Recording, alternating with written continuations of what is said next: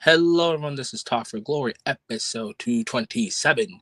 We are 227s into Talk for Glory. We are 48 hours removed off of the biggest show in wrestling, that being WrestleMania. We are 25 minutes away from seeing new champions. But right here, right now, in this moment, you guys are welcomed into Talk for Glory, where, introductions are always a must. I'm an before. This is episode 227. And most importantly, this is WrestleMania 41 review. So I'm just going to say, I had fun for the most part here. And because I had so much fun, I'm going to cover both nights, but with a little twist. Going to be covering the main event of night one. And then the rest of the show is straight up champions.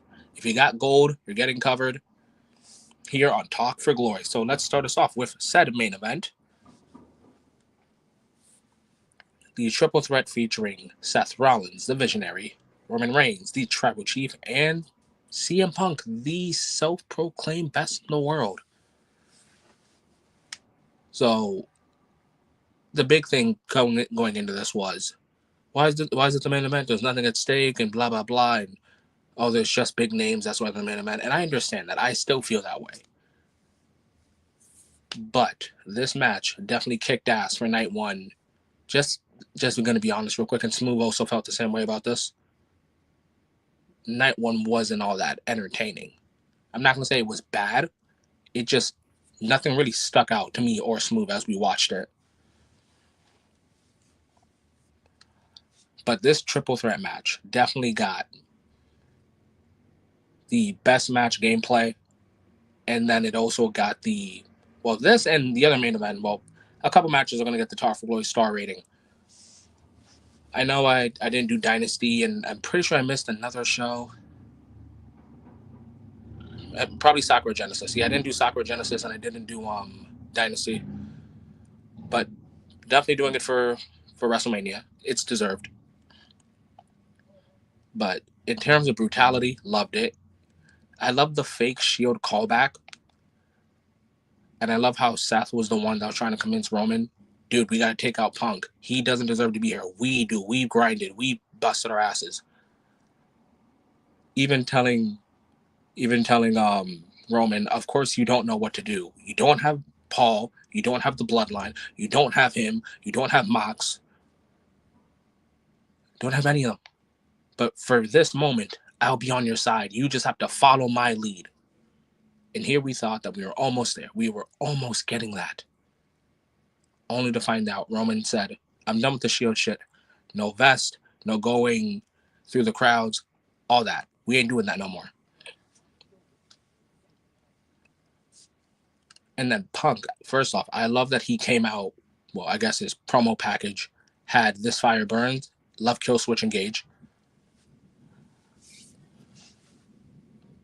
And then his entrance with Paul Heyman, it felt good. It felt good for the moment.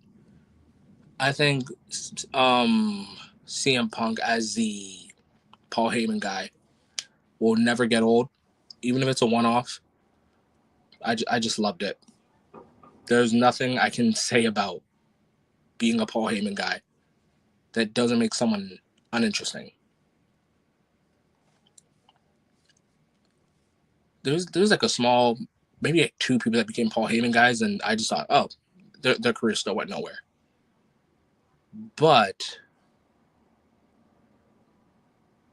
this isn't the case, and I'm going to talk about a Paul Heyman guy right after this match. But my favorite spots in this match definitely is the fake Shield callback. Them brawling throughout the whole ring. And then a couple times, it kind of felt like a one-on-one. I like that. It felt like a one-on-one a couple times. Sometimes it felt like we got Seth versus Roman, Seth versus Punk, Punk versus Roman. I think we got a little bit of everything, and I'm so happy for that. But speaking of being happy, I know a lot of people. I spoke to a lot of people before watching WrestleMania while I was at work. A lot of people were asking, so do you think Seth wins, and I thought absolutely Seth is absolutely going to win. And then someone said, "What if he becomes a Paul Heyman guy?" And I said, I don't think that's probable because to me, in order to be a Paul Heyman guy, you must be either A, uncharismatic, or you must suck on the mic. The only, exception is CM Punk. I think CM Punk was great before Paul Heyman, during Paul Heyman, after Paul Heyman. So the idea of Seth, who is amazing, no Paul Heyman, I thought there's no way. And plus, how do you separate Paul Heyman and Roman Reigns? How do you separate the tribal chief from his wise man? But they did it. They did it. One moment, guys. Cars passing by.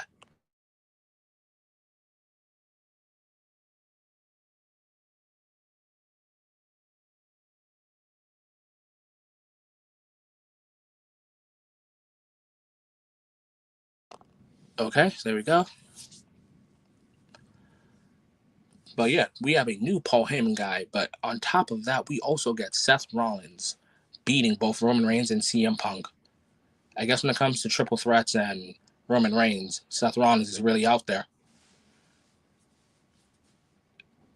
And then, if I had $1 for every Paul Heyman guy, that Seth Rollins has beaten in a triple threat match, Seth would have $2. Because not only has Seth beaten Roman, he's beaten Punk in a triple threat, he's also beaten Roman and Brock Lesnar in a triple threat. So now the only question now is, what's next for this duo between Seth Rollins and Paul Heyman? And do you think Paul Heyman made the right choice?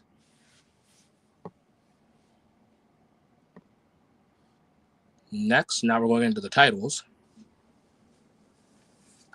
For the WWE Women's Championship, featuring Tiffany Stratton versus Charlotte Flair, with Tiffany being the victor. Yeah, I'm gonna be honest, guys. I did not care for this match. I don't know. From the moment Charlotte won, I just didn't care. There was nothing there for me from the beginning of the match to the end of the match. It just did nothing for me. Like, is Charlotte one of the best? Sure, whatever. No one's really arguing that. Is Charlotte great for the time she's put into wrestling, even though she never really told herself, she never really was out there about being a wrestler? Yeah, sure. Like, I don't think that's ever in discussion, but we can't act like every single match of Charlotte Flair is great. And this just wasn't one of them. Congratulations, Tiffany, but I hope the next feud she has really stands out, really is memorable. And I hope this title run doesn't end just because she beat Charlotte at WrestleMania.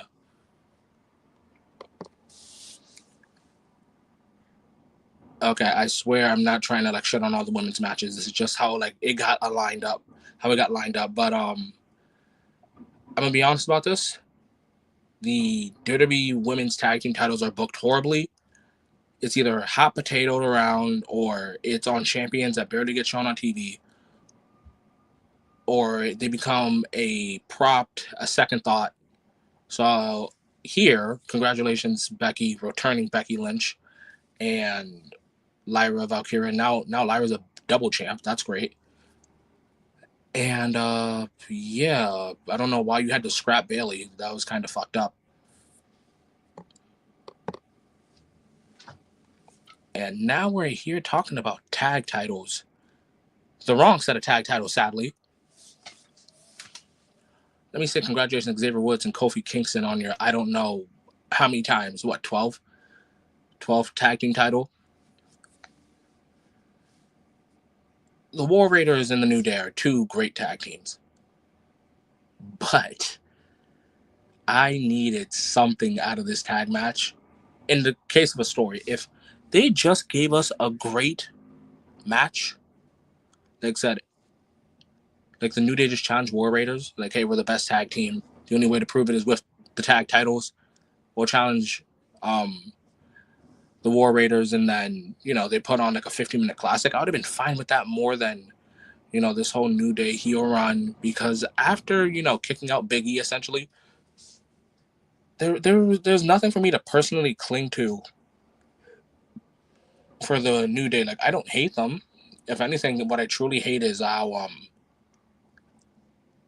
people talk about how underrated Xavier Woods is. And I want to believe you. I want to believe he's underrated.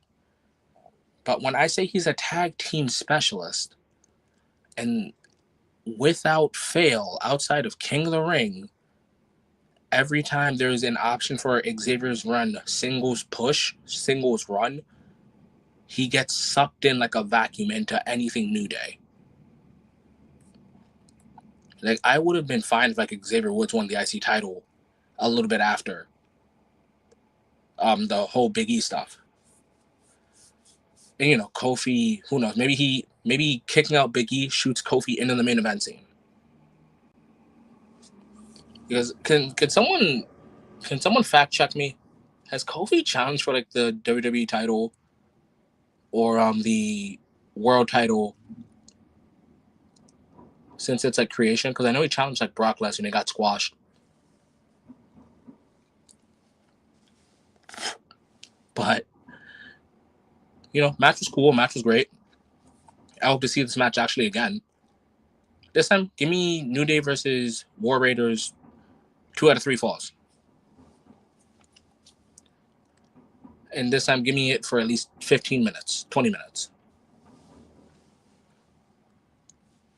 Congratulations to our new champs, the New Day. Now this is a match I can fucking talk about. This one gives me that energy, those chills. This match was fucking heat. This match fucking got me going. I need to see this 6 times over and at least 3 times on the weekend. I don't know.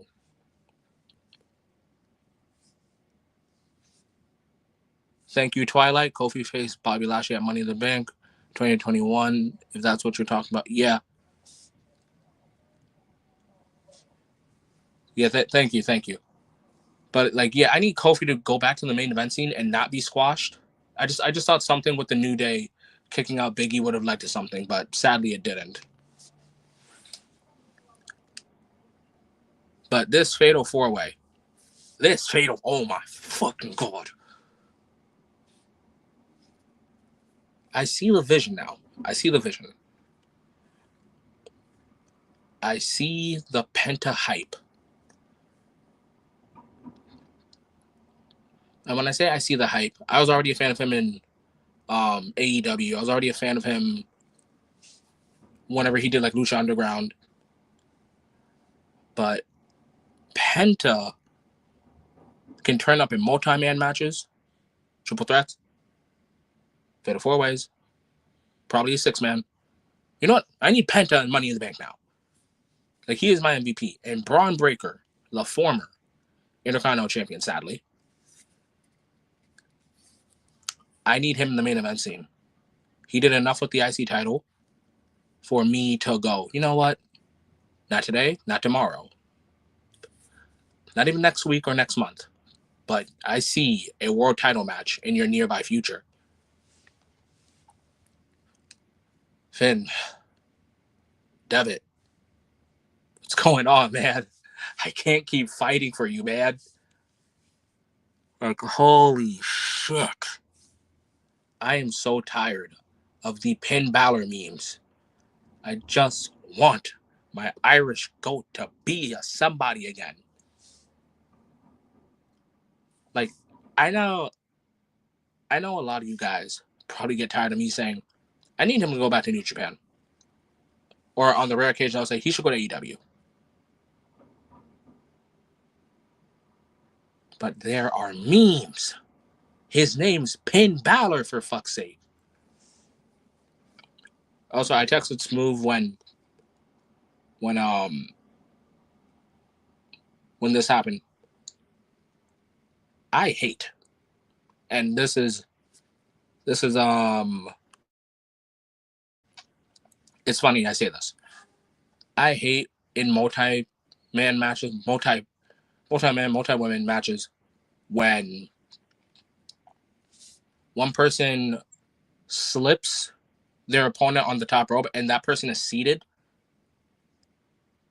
and then two people are fighting in the ring and then they go for a pinfall, and then the person seated does their like diving finisher, and then that cost him the match. When Finn did that to Dom, and my first thought was, Dom is about to frog splash the fuck out of him, isn't he? Like, Dom is about to sit there. Finn's about to hit his coup de grace because, God forbid, he wants to hit the Bloody Sunday. He's going to hit the coup de grace, 1, 2, frog splash, and that's exactly what happened. And I remember getting ready to tweet out, you know what? Finn should have just pushed Dom and just done the coup de grace from that angle. But I see what you guys mean when you guys love Dominic Mysterio. I love that. I love seeing wrestling fans be happy for who they love, be happy for what they love, what company, what wrestler. It doesn't matter. I saw a lot of you guys very happy over WrestleMania week. Some of you guys got to meet some of your favorite wrestlers, and I'm so happy for that. And some of you guys got to see Dominic Mysterio win the IC title. This man celebrated an IC title win, and I know that everyone in about 20 minutes or so, well, I guess 3 minutes or so, is about to boo that man out of the building. Or they might cheer. It's the Raw after WrestleMania, and people are weird. Well, wrestling fans are weird, but congratulations, Dominic Mysterio, on becoming the new Intercontinental Champion. And also, congratulations on avoiding that spear. But this doesn't change one thing I want. I want the demon of the mid-card. I want the demon of the mid-cards. I still want Braun Breaker versus Jacob Fatu. Give me that match some way, somehow. And I'm still pitching for Survivor Series.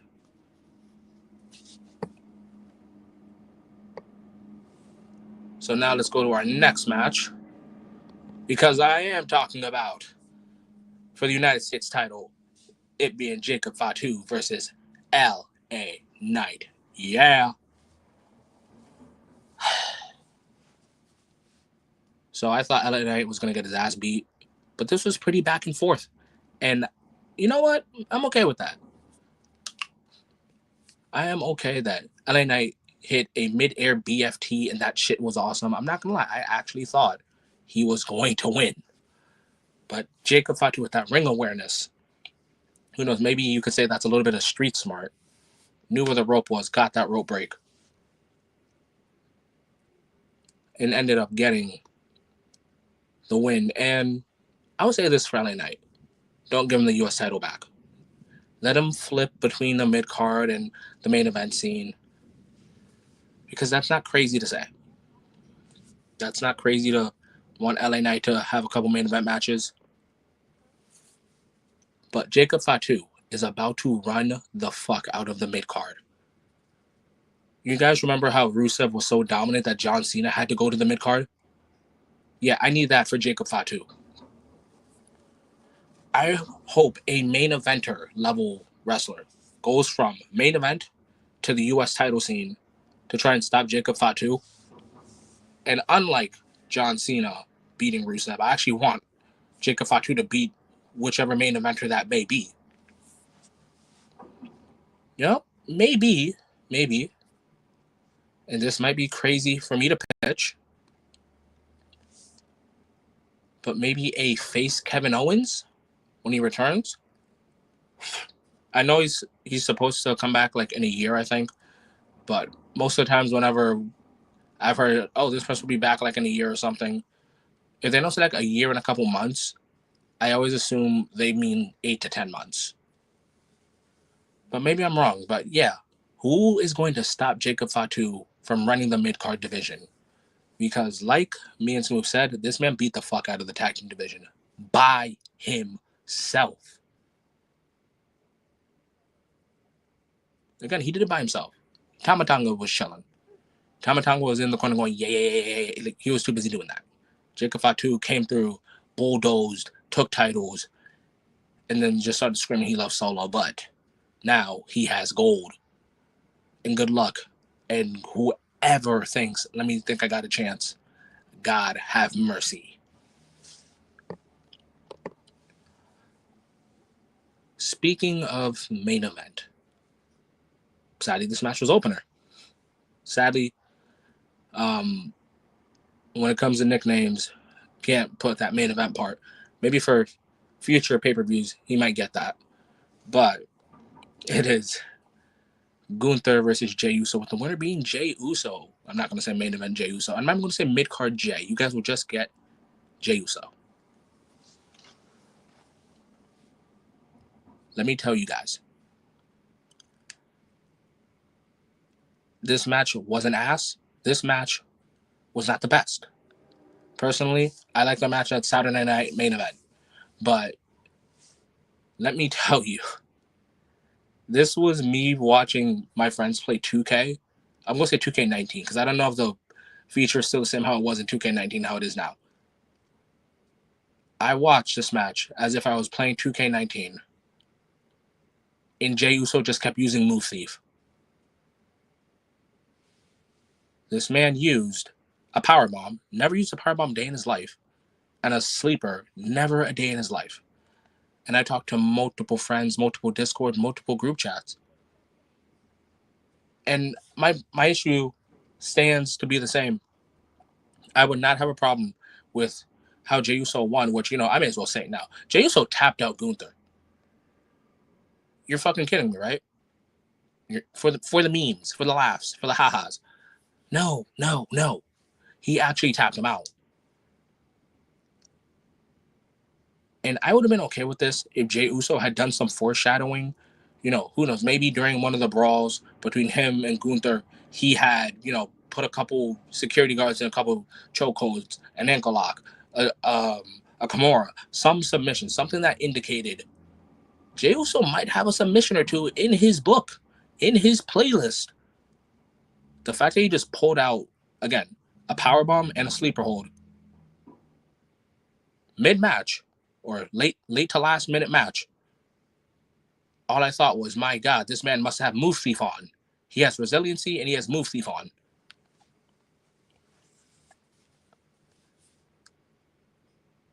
But congratulations, our new world champion, Jey Uso.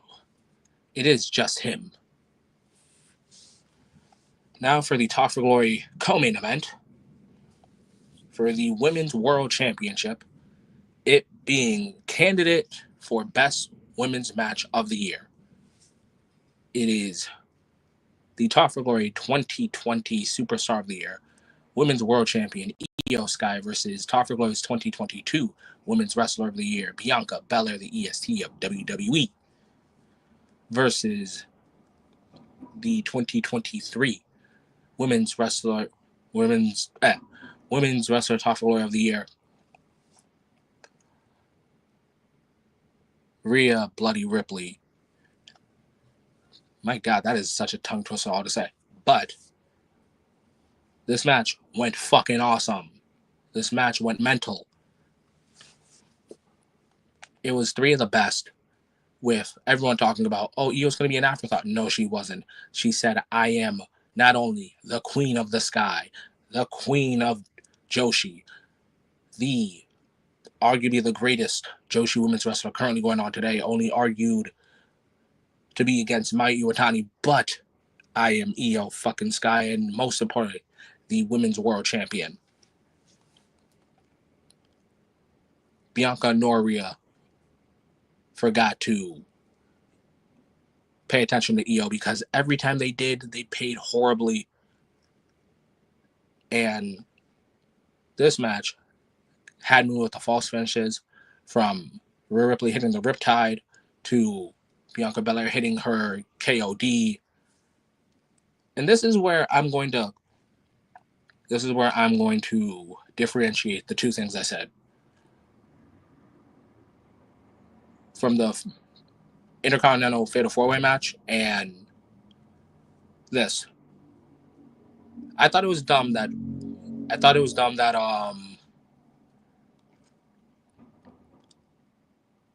that Finn had tripped down on the turnbuckle and left him there. It never pushed him. I thought that was dumb. But it made sense here because Rhea just slammed Io into the ring post. So arguably you would have thought, okay, she's out cold. She hit the ring post. Like, the moonsault basically did come out of nowhere, because where did Io find the strength to brush off the cobwebs and hit that beautiful moonsault? Dare I say, is it not only the prettiest moonsault ever, it is the best moonsault ever.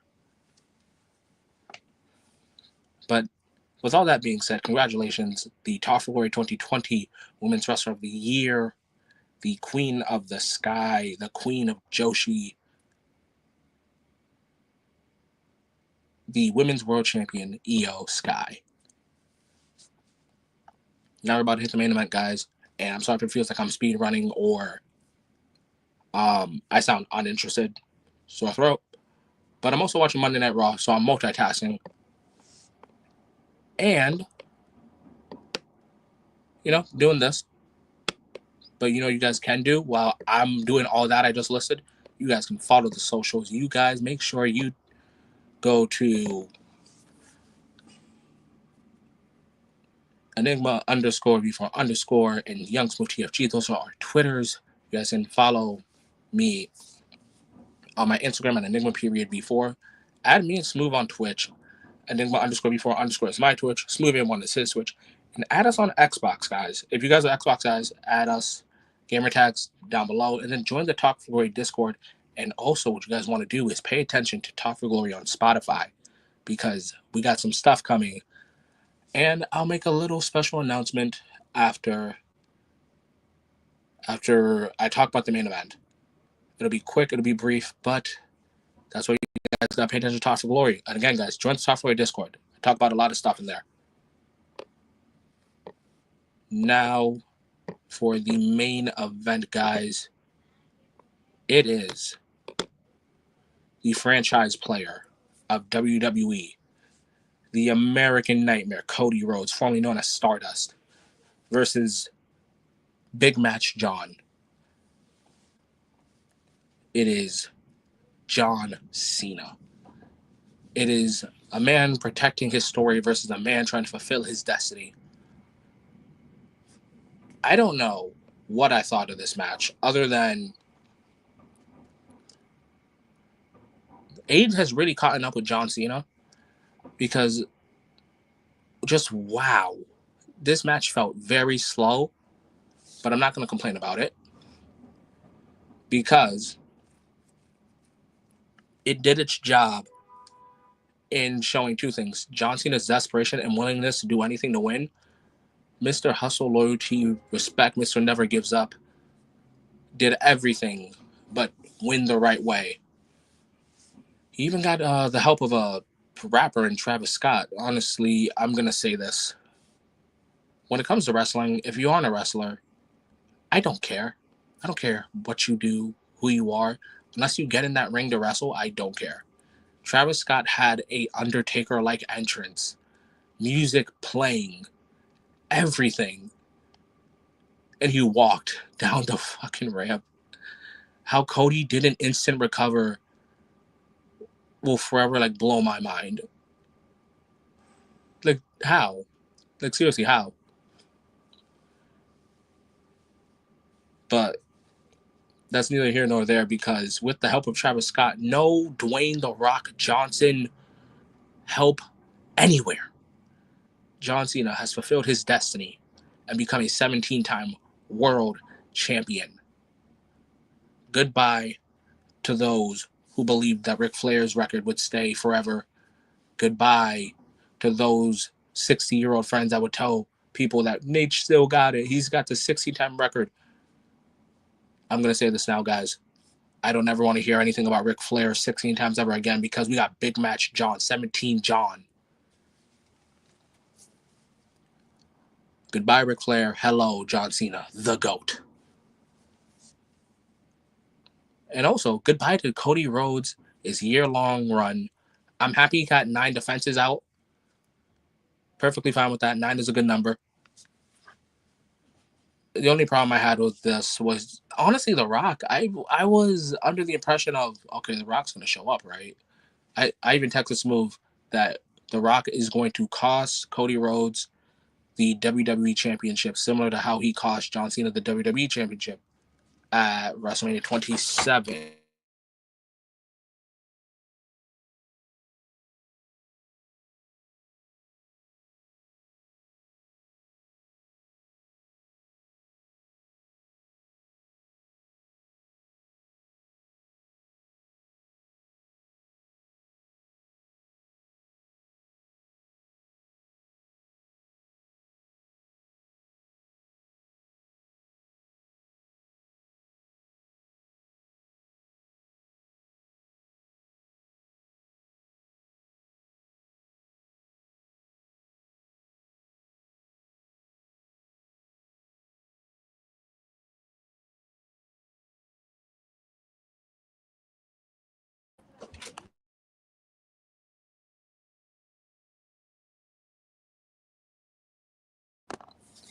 Okay, just making sure I got good audio. I got an internet warning, but luckily we're at the main event, so if I cut out, I hope it's at good timing at least. Um, yeah, I don't want to hear anything about Ric Flair anymore. Now it's all about big match John Cena, and the real question is who will stop Cena? Who will be the hero? Oh, never mind. I was gonna say I was really hoping that Rock would come out to attack Cody Rhodes and cost him the championship, similar to how The Rock cost John Cena the WWE Championship at WrestleMania 27 against The Miz. This way, it would be very symbolic, almost pretty much 10 years ago. Like 10 years ago, 15 years ago, I cost John Cena the WWE Championship. 10 years, 15 years later, I help him break the record. Just something involving The Rock. That's all I really wanted. But no Dwayne, just John Cena and Travis Scott. But congratulations, John Cena. You're a 17-time. You hold the record. And now what's next? Because you plan on ruining wrestling, and I just got to see how you do it. But that, guys, that was the Top for Glory WrestleMania 41 review. I understand I'm doing this. I did this 30 minutes before Raw, and I'm doing it during Raw. So the only thing I can really say is thank you guys for listening in the future. T, thank you for showing up regardless. And guys, congratulations, John Cena again. For now, what you guys can do is, well, what Toffler always tells you guys to do. That's stay safe, have a great day and or night. Enjoy Monday Night Raw right now. Oh, last thing. I forgot to tell you guys that, one sec.